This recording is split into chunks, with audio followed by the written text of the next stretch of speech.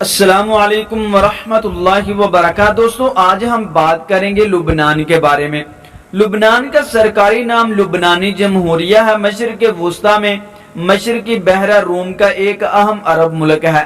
یہ بحیرہ روم کے مشرقی کنارے پر ایک چھوٹا سا ملک ہے جو زیادہ تر پہاڑی علاقے پر مشتمل ہے۔ اس کے شمال اور مشرق میں شام، جنوب میں اسرائیل اور مغرب میں بحیرہ روم واقع ہے۔ یہ خوبصورت ملک اپنے خوشبودار سیبوں اور دیودار کے قدیم درختوں اور زیتون کے باغات کے لیے مشہور ہے۔ اس کے جھنڈے پر بھی دیودار کا درخت بنا ہوا ہے جو لبنان کا قومی نشان بھی ہے۔ لبنان ایک مسلم اکثریتی ملک ہے مگر عیسائی دولت اور اقتدار پر قابض ہے، جو لبنان کی خانہ جنگی کی ایک اہم بنیادی وجہ ہے۔ 1932 کے بعد مردم شماری بھی نہیں ہونے دی گئی، جس کے بعد ممکنہ طور پر مسلمانوں کو اقتدار میں زیادہ حصہ مل سکتا ہے۔ 1975 کی خانہ جنگی سے پہلے لبنان کو مشرق وسطی کا پیرس اور مشرق وسطی کا سوئٹزرلینڈ بھی کہا جاتا تھا۔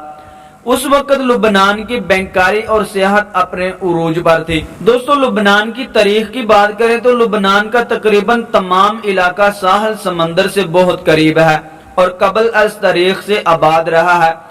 اس کی تاریخ بجا طور پر انسانی تاریخ کہلائی جا سکتی ہے۔ انسان کے لکھنے کا آغاز یہیں سے شروع ہوا۔ پہلے جہاز رانی بھی انہوں نے شروع کی۔ لبنان کے پہلے دور کے لوگ فنیکی کہلاتے ہیں اور یہی فنیکی تھے جنہوں نے حروف تہجی کا سب سے پہلے استعمال کیا۔ انہیں سامی بھی کہا جاتا ہے۔ یہاں سے بے شمار انبیاء مبعوث ہوئے، کئی تہذیبوں نے جنم لیا۔ پچھلے کچھ سالوں میں بیروت کی تعمیر نو کے دوران جہاں بھی کھدائی کی جاتی تھی، کسی قدیم تہذیب کے آثار برآمد ہو جاتے تھے۔ قدیم تہذیبوں کے آثار بیروت، سیدہ، بلبک، سور اور ترپولی سے ملتے ہیں۔ ان کی تجارت اسیریا اور بابل کے ساتھ تھی مگر تعلقات اچھے نہیں تھے اور کئی دفعہ جنگ کی نوبت بھی آتی تھی۔ اس علاقے کو فارس والوں نے کئی مرتبہ فتح کیا۔ سکندر اعظم کی فوجوں نے بھی اس پر راج کیا۔ پہلی صدی عیسوی میں رومن افواج ان پر چڑھ دوڑی۔ مسلمانوں نے بھی انہیں فتح کیا۔ جدید دور میں فرانس نے ان پر قبضہ کیا مگر یہ مکمل طور پر کسی کے قابو میں نہیں آئے، لیکن انہوں نے ان تمام تہذیبوں سے بہت کچھ سیکھا ہے۔ اس لیے آج لبنان ایک ایسا ملک ہے جس میں آپ مختلف نسلوں اور مذاہب کے لوگ دیکھ سکتے ہیں۔ یہ ملک ایشیا کے آخری سرے پر یورپ کے قریب واقع ہے، اس لیے اسے ہم مختلف تہذیبوں کا مرکب بھی کہہ سکتے ہیں۔ ایک بات جو ان میں برقرار ہے وہ ان کی آزادی سے محبت اور یہ لوگ جنگجو ہیں۔ چونکہ یہ ایک دشوار پہاڑی علاقہ تھا اس لیے ہر دور میں اس میں حکومت وقت کے مخالفین پناہ لیتے تھے۔ کبھی میرونی مسیحی یہاں پناہ لیتے تھے تو کبھی دروز لوگ اپنا گھر قرار دیتے تھے اور کبھی مسلمان شیعہ اس میں حکومت وقت سے جان بچانے کے لیے پناہ لیتے تھے۔ عثمانی سلطنت کے دور میں یورپی اقوام نے ایک معاہدے کے تحت یہاں تبلیغ کی اجازت لی تھی جو ترکی کی خلافت نے دی تھی۔ اس کا نقصان یہ ہوا کہ ترکی خلافت کے زمانے میں ہی یہاں ایک آزاد میرونی مسیحی علاقہ قائم ہو گیا تھا۔ 1120 اور 1697 کے دوران مان خاندان کی حکومت رہی جس نے اسے صلیبیوں سے بچائے رکھا۔ 1697-1842 کے دوران شہاب خاندان کی حکومت تھی۔ اس دوران اس علاقے کی تجارت میں بہت زیادہ اضافہ ہوا، خاص طور پر ریشم کی تجارت اور یورپ سے ہوتی تھی۔ چونکہ ایشیائی تجارت فرانس کی بندرگاہ کے راستے سے ہوتی تھی اس لیے آہستہ آہستہ اس علاقے میں فرانسی اثر و رسوخ بڑھنا شروع ہو گیا۔ فرانس اور برطانیہ نے لبنان کے حکمران شہاب خاندان کے خلاف ایک طرف تو ترکی کو ابھارا اور دوسری طرف لبنان کے میرونی مسیحی، دروز اور مسلمانوں میں پھوٹ ڈال دی۔ اس کا نقصان یہ ہوا کہ لبنان میں بغاوت اور خانہ جنگی پھوٹ پڑی جس کا فائدہ عثمانیوں نے اٹھایا اور لبنان پر اپنا مکمل اقتدار قائم کر لیا۔ مگر فرانس کے اثر کے ساتھ ساتھ عثمانیوں نے لبنان کو مسیحی اور دروز ضلعوں میں تقسیم کر دیا مگر خانہ جنگی کو ختم نہیں کیا جا سکا تھا، جس کی بنیادی وجہ فرانس کے میرونی عیسائیوں کی مسلسل امداد تھی۔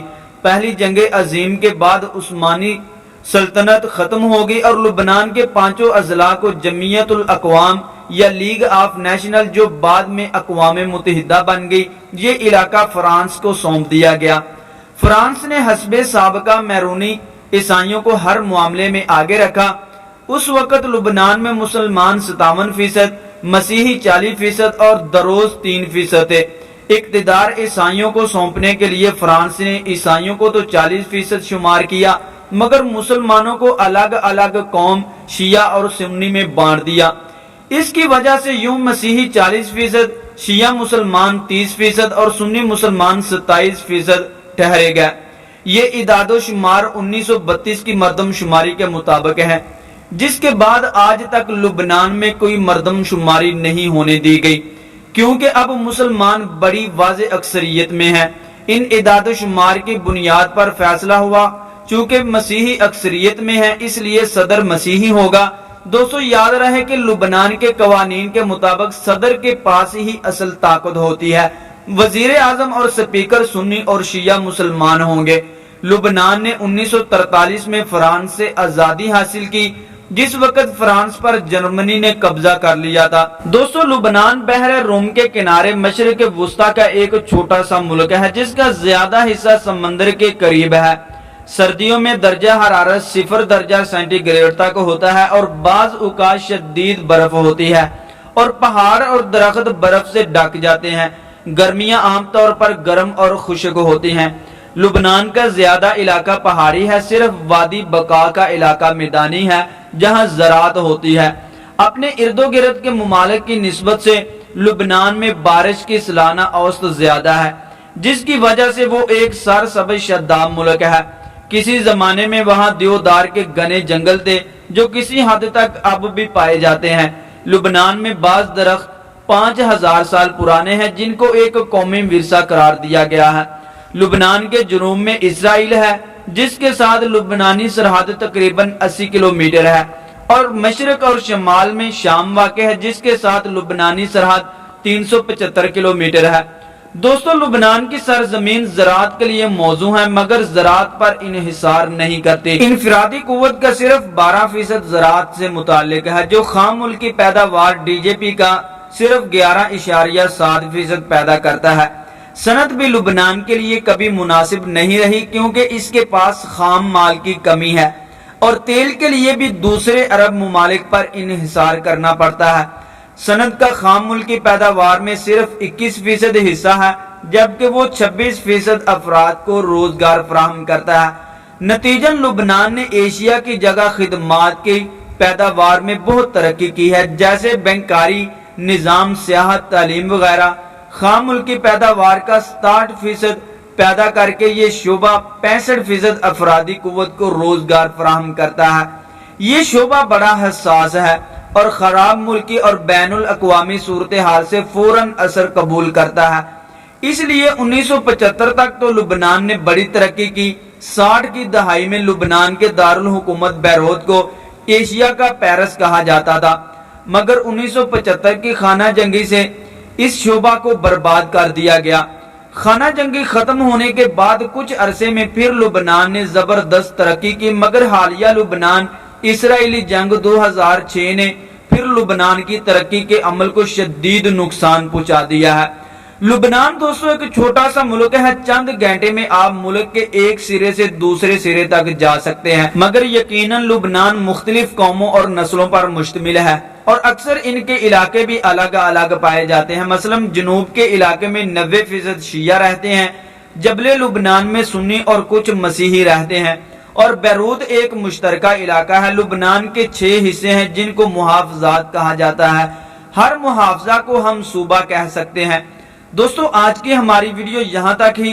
ویڈیو اچھی لگی ہو تو پلیز لائک کر دیں، چینل کو سبسکرائب کر دیں اور بیل کے بٹن کو بھی دبا دیں تاکہ ہماری ہر نئی آنے والی ویڈیو کا نوٹیفیکیشن بر وقت آپ تک پہنچتا رہے۔